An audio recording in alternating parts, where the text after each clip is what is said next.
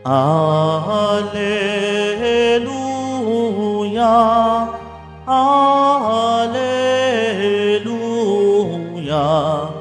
Alleluia,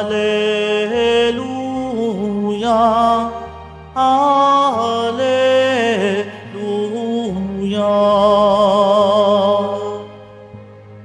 Tanggapin niyo ang salita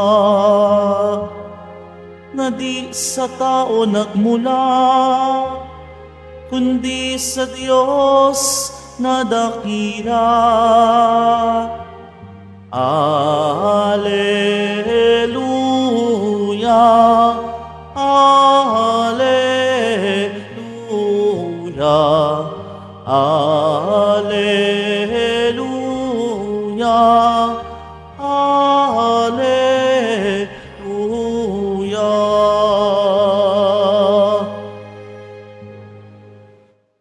Sumainyo ang Panginoon, At sumaiyo rin. ang mabuting balita ng Panginoon ayon kay San Marcos. Papuri sa iyo, Panginoon. Sa lungsod ng Capernaum sa araw ng pamamahinga, si Jesus ay pumasok sa sinagoga at nagturo. Namangha ang mga tao sapagkat nagturo siya sa kanila na parang isang may kapangyarihan at hindi tulad ng mga eskriba. Bigla namang pumasok sa sinagoga ang isang lalaking inaalihan ng masamang espiritu at sumigaw, "Ano ang pakialam mo sa amin, Jesus na taga Nazaret? Naparito ka ba upang puksain kami? Kilala kita, ikaw ang banal mula sa Diyos." Ngunit iniutos ni Jesus sa masamang espiritu, "Tumahimik ka, lumabas ka sa kanya."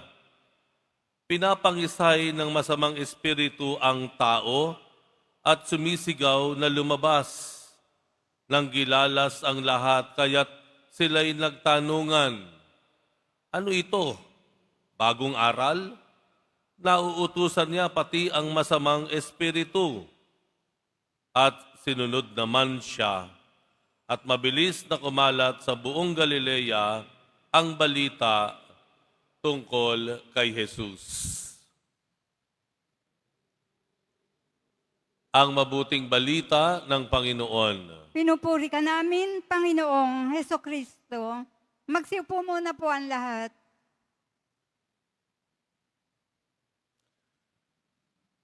Nung tayo ay nag-aaral pa, lalo na siguro nung high school, pag walang teacher sa classroom, ang saya.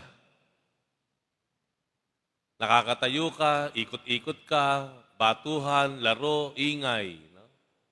Pag dumating ang teacher, nag-uunahang umupo, tahimik. Ganun tayo, no? Halimbawa, sa kalsada, kapag nandyan ang traffic light, gusto mo nang mag-go kahit red. Ang red hindi ka kayang patigilin. Pero pag nakita mong may pulis na nakaabang, uy, may pulis na nakatingin, hindi ka tutuloy.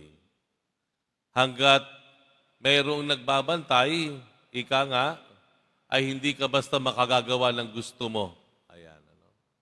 Bakit ko nabanggit ito?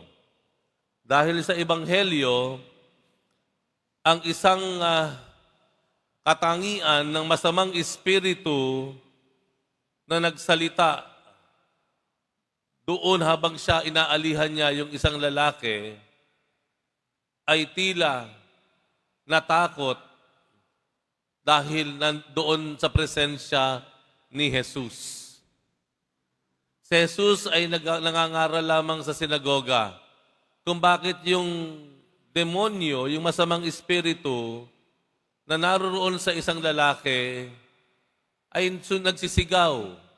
Inalantala ang nangyayari sa loob ng sinagoga habang nangangaral si Jesus at nagsabi na,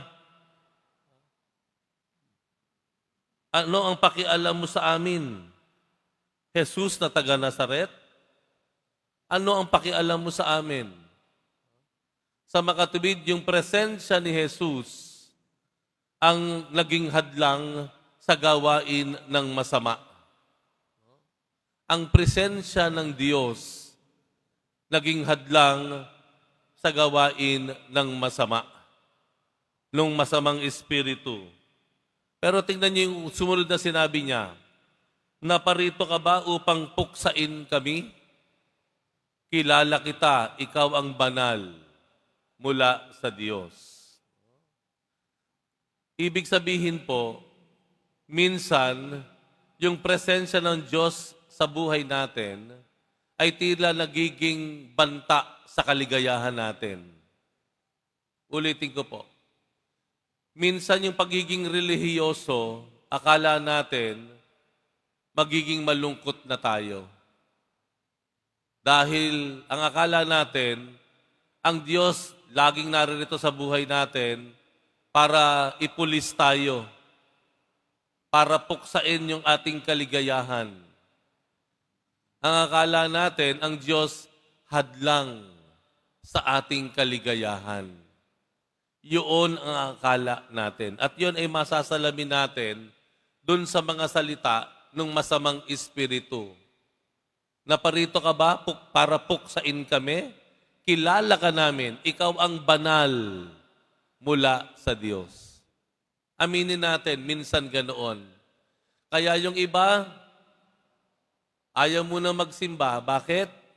Pakiramdam nila, magiging hadlang ang pagsisimba sa kanilang kagustuhan. Akala po natin minsan ang Diyos laging kontrabida sa buhay natin at kontrabida sa kaligayahan natin. Hindi po ba? Minsan, isang lalaki, nalapitan ko. Sabi ko, brother, bakit ayaw mo kong mag-lay minister? Total, nakikita naman laki kita, nagsisimba. Minsan nandyan sa may pinto, minsan nakaupo. Mag-lay minister ka na. May itsura ka naman, magandang lalaki ka. Kasi yung mga lay minister, dapat daw gwapo. Biruan namin yun. Alam niyo ano sabi sa akin? Ay, Father, saka na lamang po. Saka na lang po ako mag-lay minister kapag nag-retire na ako. Kapag nag-retire na ako, mukha, apparently, yung paglilingkod sa Diyos magiging hadlang doon sa kanyang ginagawa, sa kanyang trabaho. It's not about being busy. It's not about having no time. Pero ayon sa ibinulong niya sa akin, magiging hadlang ang pagiging taong simbahan sa kanyang ginagawa, sa kanyang trabaho. Bakit ganon? Bakit dumating tayo sa punto na ang Diyos nagmumukhang kontrabida sa kaligayahan natin? Pero kapag kailangan naman natin siya, kapag tayo'y dumaraan sa mga pagsubok, pag nawalan tayo ng trabaho, kapag nagkasakit yung mahal natin sa buhay, ay talaga namang abot-abot ang pagtawag natin sa Kanya. Lahat ng simbahan pupuntahan, lahat ng nobena dadaluhan. Pero kapag kaligayahan natin, hindi natin kayang ipagpalit. Dahil ang Diyos, hindi man natin aminin, akala natin, hahadlangan ang kaligayahan natin.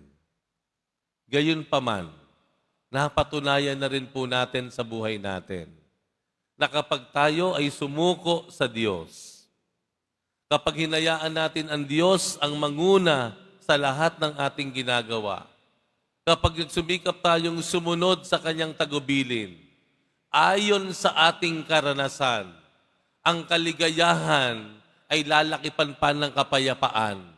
Hindi ka lang masaya na tunay, pero payapa ka, hindi inuusig ang iyong konsensya. Masarap huminga, maluwag ang paghinga. Dahil alam mo, kaugnay mo at kasundo ka ng Diyos. Ang gawain ng masama, nakita natin sa Ebanghelyo. Ang gagawin ng demonyo, sasabihin sa iyo, yung pagsisimba, hadlang yan sa kaligayahan mo. Ang pagiging mabuti, hadlang yan sa ginagawa mo. Yan ang bulong ng demonyo. Pero, kung susuriin natin yung ating karanasan, nung tayo ay sumunod sa Diyos, nung tayo ay nagtiwala sa Kanya, ang ibinalik naman sa atin, walang kaparis na kasiyahan at kapayapaan ng ating kalooban, kapayapaan ng ating isip. Alam natin, hindi tayo inuusig ng ating konsensya.